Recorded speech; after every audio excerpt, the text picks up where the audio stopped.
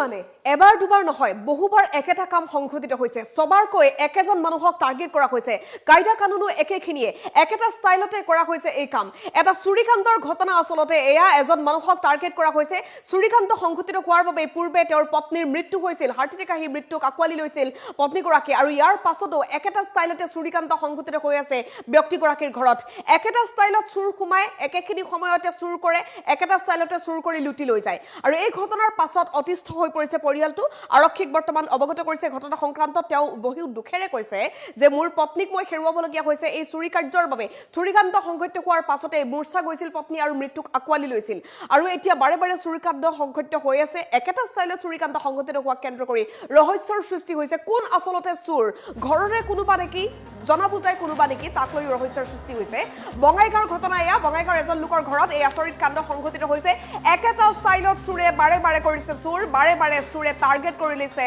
এজন লোকক সবাৰকৈ চুৰ কৰিছে তেওঁৰ ঘৰতেই পূৰ্বেও চুৰিকাণ্ডৰ বাবে ভয়ংকৰ ঘটনাত পতিত হৈছে পত্নী আৰু মৃত্যুক আকোৱালি লৈছিল তেওঁৰ পত্নীয়ে চুৰিকাণ্ড সংঘটিত হোৱাৰ বাবেই তেওঁৰ পত্নীক হেৰুৱাইছিল চুৰি কৰা চুৰৰ কায়দাও একেই হেনো তেওঁ উল্লেখ কৰিছে যে একেটা ষ্টাইলত চুৰ আহে একেটা ষ্টাইলত চুৰ কৰি লৈ যায় পূৰ্বে চুৰিকাণ্ডৰ ঘটনাৰ বাবে হাৰ্ট এটেক হৈ মৃত্যু ঘটিছিল তেওঁৰ পত্নীৰ মূৰ্ছা গৈ মৃত্যুক আকোৱালি লৈছিল তেওঁৰ পত্নীয়ে বঙাইগাঁৱৰ দেউৰীপাৰত স্থিত গড়কাপ্তানি বিভাগৰ কৰ্মচাৰী নিখিল দাসৰ ঘৰত সংঘটিত হৈছে চুৰিকাণ্ড খিৰিকীৰ ৰদ ভাঙি চুৰ প্ৰৱেশ কৰে আৰু আচবাব পত্ৰ লণ্ডভণ্ড কৰে চুৰে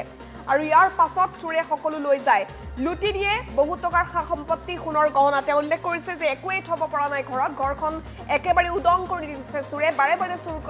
কাৰ্য সংঘটিত কৰিছে চুৰিকাণ্ডৰ ঘটনাক লৈ আৰক্ষীৰ ওচৰত দাখিল কৰা হৈছে এজাহাৰ বাৰে বাৰে টাৰ্গেট কৰা চুৰৰ কাণ্ডক লৈ এতিয়া অতিষ্ঠ হৈ পৰিছে নিখিল দাসৰ পৰিয়ালে কৈছে যে চুৰে বাৰে বাৰে তেওঁলোককে টাৰ্গেট কৰিছে চুৰৰ বাবে ইতিমধ্যে তেওঁ পত্নীক হেৰুৱাইছে ইয়াৰ পাছতো চুৰে কিন্তু চুৰ কৰিবলৈ এৰা নাই বঙাইগাঁৱৰ দেউৰীপাৰস্থিত গড়কাপ্তানি বিভাগৰ কৰ্মচাৰী নিখিল দাসৰ বাসগৃহৰ দৃশ্য খিৰিকীৰ ৰদ ভাঙি চুৰ প্ৰৱেশ কৰে আৰু আচবাব পত্ৰ লণ্ডভণ্ড কৰি চুৰে সকলো সম্পত্তি লৈ উধাও হয় চুৰে লুটি নিয়ে বহু টকাৰ সা সম্পত্তি সোণৰ গহনা ইত্যাদি চুৰিকাণ্ডৰ ঘটনাক লৈ এতিয়া আৰক্ষীৰ ওচৰত দাখিল কৰা হৈছে এজাহাৰ বাৰে বাৰে টাৰ্গেট কৰা চুৰৰ কাণ্ডক লৈ এতিয়া অতিষ্ঠ হৈ পৰিছে নিখিল দাস বঙাইগাঁৱৰ এই লোকজনৰ ঘৰত চুৰে এনেধৰণে আচৰিতভাৱে চুৰ কাৰ্য সংঘটিত কৰি গৈছে বাৰে বাৰে চুৰে টাৰ্গেট কৰি লৈছে এজন লোককেই সবাৰকৈ চুৰে চুৰি কাৰ্য কৰিছে পূৰ্বতেও চুৰি কাৰ্যৰ বাবে তেওঁ পত্নীৰ মৃত্যু হৈছে চুৰি কৰা চুৰৰ কায়দাও একেই সেই কথা উল্লেখ কৰিছে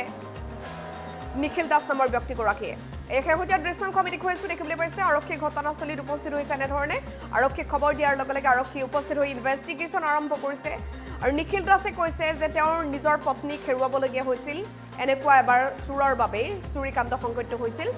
আৰু ইয়াৰ পাছত বাৰে বাৰে একেটা ষ্টাইলতে চুৰ কৰি গৈছে সবাৰকৈ চুৰে টাৰ্গেট কৰিছে এইখন ঘৰক আৰু সম্পূৰ্ণৰূপে উদং কৰি দিছে ঘৰখন উল্লেখ কৰিছে নিখিল দাসে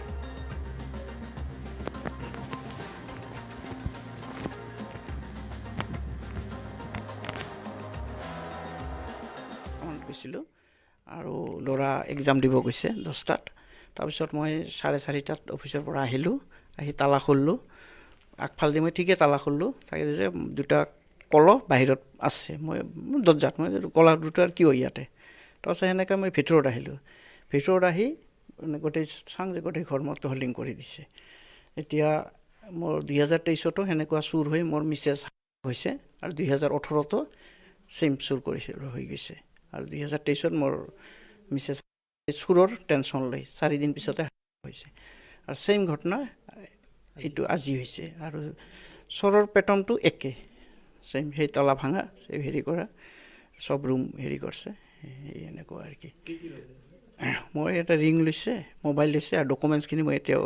বিচাৰি পোৱা নাই কি আছে এইবিলাক চাম এনে মই PWD ইলেক্ট্ৰিকেলত চাকৰি কৰোঁ ঘৰত মই আৰু ল'ৰাই থাকোঁ মইতো সদায় অফিচতে যাওঁ হয়তো সেইখিনি কোনোবাই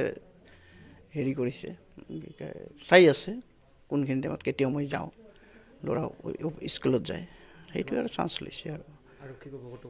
আৰক্ষীক অৱগত কৰিছোঁ আৰক্ষী আহিছে আহি সিহঁতৰ কাম সিহঁতে কৰি আছে এতিয়া বাকী মানে মোৰ এইটোৱে কথা যে মোৰ ঘৰত 3 টাইমছ হ'ল কিয় বাৰে বাৰে এটা মানুহ এইম লয় এইবিলাক নিশ্চয় কোনোবা জানা শুনা মানুহ হ'ব লাগে মোৰ মতে কিন্তু মই সেইটো ক'ব নোৱাৰোঁ কোন লৈছে এতিয়া সেনেকুৱাই হ'ব আৰু কি কাৰণ দিনত যিহেতু হৈছে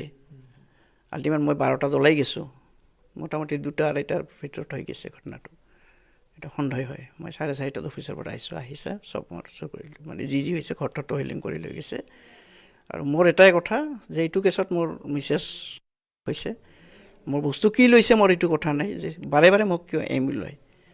সেইখিনি মোৰ কথা। আৰু এতিয়া পুলিচক অৱগত কৰিছোঁ, এতিয়া পুলিচে যি কৰে সেইটোৱে আৰু কি। মই মানে অফিচত গৈছোঁ, মই আজি অলপ দেৰি হৈছে।